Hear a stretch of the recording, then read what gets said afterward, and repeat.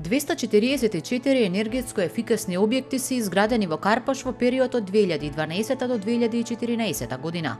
Желбата на граѓаните и фирмите за изградба на енергетско ефикасни индивидуални или колективни домови од ден на ден се повеќе расте. И токму поради тоа, градоначалникот Јакимовски ги врачи првите 5 решенија на граѓани кои изградиле најдобри енергетско ефикасни објекти, со што 20% од уплатените средства за комуналии ќе им бидат вратени назад.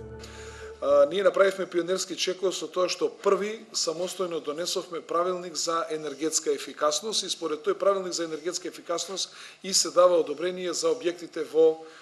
општина Карпош. Но во исто време со тој правилник предвидовме и враќање на дел од средствата уплатени за комуналии за објектите кои што ќе бидат енергетски ефикасни, во зависност од тоа каква изолација имаат ставено на објектите, какви прозори имаат ставено, дали се тие енергетски ефикасни, со низок коефициент на пропускливост на топлина и на нормално на ладна температура, натаму дали имаат обновливи извори на енергија и какви потрошувачи имаат натре во самиот објект. Посебно задоволство денеска на првите 5 граѓани кои што во општина Карпош изграделе своји индивидуални или пак колективни објекти, да им врачиме решенија со кои што им враќаме дел од уплатените комунали или, како стручно тоа се вика, такса за изградба на објекти на територија на општина Карпош. Морам да кажам дека денеска ги даваме овие решенија, не само решенијата, туку и нашите надлежни служби веќе отидува во Министерството за финансии, значи преку трезорот вашите средства се веќе уплатени на ваша сметка. Но во исто време денешнава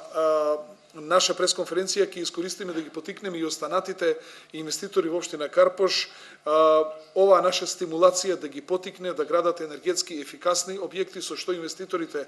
на крајот од својата инвестиција ќе вратат веднаш дел од своите вложени средства, но во исто време корисниците на тие објекти практично ќе ги враќаат целиот свој живот, што е за нас посебно задоволство. Општина Карпош е потписник на Конвенцијата 20-20-20, со што се постигнува 20% намалување на штетни гасови во атмосферата, 20% обновливи извори на енергија и 20% намалување на потрошувачката на енергија.